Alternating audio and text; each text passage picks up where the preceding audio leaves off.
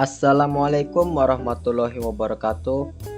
Yang terhormat kepada Bapak Afiluddin MKom dan Pak Arda Yunianta MHeng selaku dosen pengampu mata kuliah data mining, izinkan saya untuk mempresentasikan proyek akhir saya yang berjudul Implementasi Data Mining untuk Prediksi Mahasiswa Pengambil Mata Kuliah dengan Algoritma Naive-Bayes. Sebelum melanjutkan presentasi ini, izinkan saya memperkenalkan diri. Nama saya Iswanto Taufik Arifin, NIM 18150150040, Program Studi Informatika, Fakultas Teknik, Universitas Mula Warman. Yang pertama akan saya jelaskan yaitu latar belakang dari proyek ini.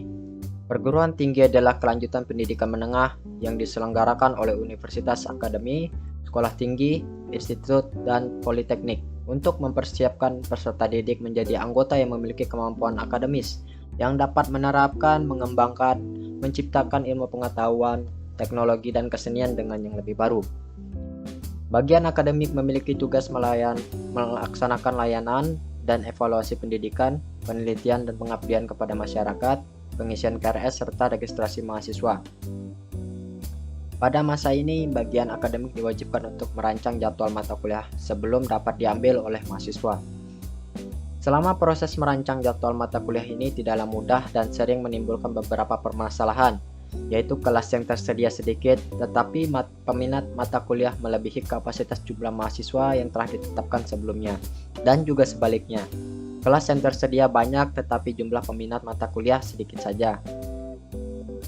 Dari permasalahan di atas, maka dibutuhkan sebuah sistem yang dapat memprediksi apakah mahasiswa tersebut akan mengambil mata kuliah itu atau tidak, agar dapat menyesuaikan kelas yang dibuka sesuai dengan jumlah minat mata kuliah yang telah diambil.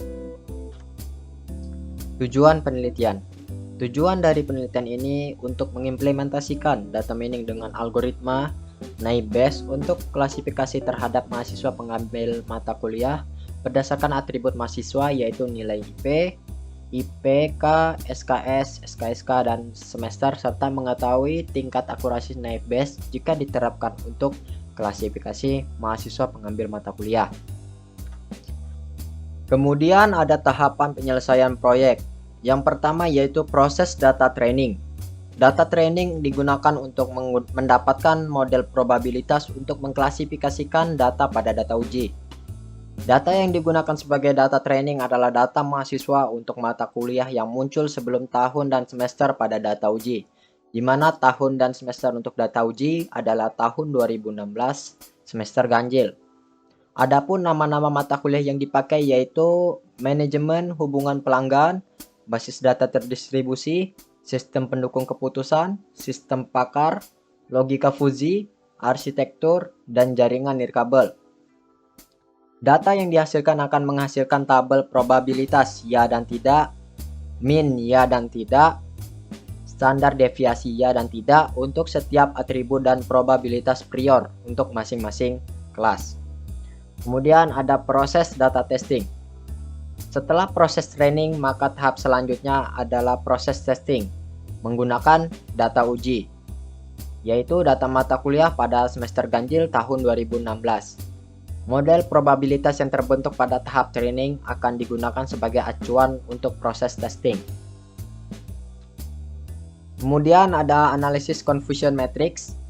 Data testing yang telah diklasifikasikan kemudian akan dianalisis hasilnya menggunakan confusion matrix untuk melihat performa algoritma Naive-Bayes pada data mahasiswa pengambil mata kuliah. Kemudian menghitung nilai precision, recall, dan akurasi.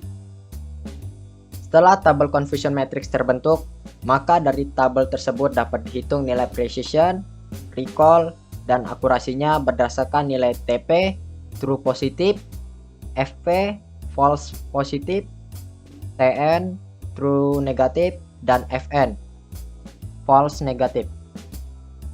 Kemudian analisis usability dengan sistem usability scale atau SUS. Di tahap ini memberikan kuesioner kepada responden yang nantinya akan memberikan referensi tunggal untuk partisipan dalam melihat usability suatu produk. Skornya sendiri memiliki rentang dari 0 hingga 100. Kemudian terakhir kesimpulan. Setelah melakukan tahapan penyelesaian proyek yang dari 1 hingga 5, maka nantinya akan dibuat sebuah kesimpulan dari semua langkah tersebut. Kemudian, saya akan menjelaskan hasil dari proyek ini.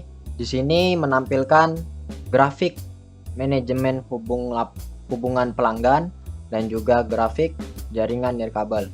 Di sini untuk bar biru sendiri menampilkan nilai precision, kemudian warna orange menampilkan nilai recall, dan warna abu-abu menampilkan nilai akurasi.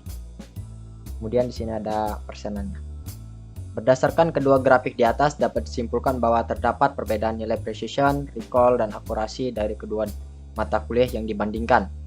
Mata kuliah manajemen hubungan pelanggan memiliki nilai precision dan akurasi yang tinggi, namun nilai recall-nya rendah. Hal tersebut menunjukkan bahwa sistem dapat mengklasifikasikan dengan presisi dan akurasi yang cukup tinggi, namun untuk relevansi data masih kurang pada mata kuliah manajemen hubungan pelanggan. Sementara mata kuliah jaringan nirkabel memiliki nilai recall yang tinggi, namun memiliki nilai precision dan akurasi yang tinggi. Hal tersebut menunjukkan sistem dalam mengklasifikasikan kelas pada mata kuliah jaringan nirkabel memiliki relevansi yang cukup tinggi. Perbedaan nilai precision, recall, dan akurasi dari kedua mata kuliah tersebut disebabkan karena imbalance datasets untuk data testing maupun trainingnya. Kemudian, di sini menampilkan grafik perbandingan nilai aktual dan prediksi dari setiap mata kuliah pada tahun 2016 dan semester ganjil. Bisa dilihat di dashboard ini bahwa jaringan nirkabel mempunyai nilai prediksi yang tertinggi dari 7 mata kuliah. Kemudian ada logika fusi yang menempati peringkat kedua dan seterusnya. Kemudian yang terakhir ada kesimpulan.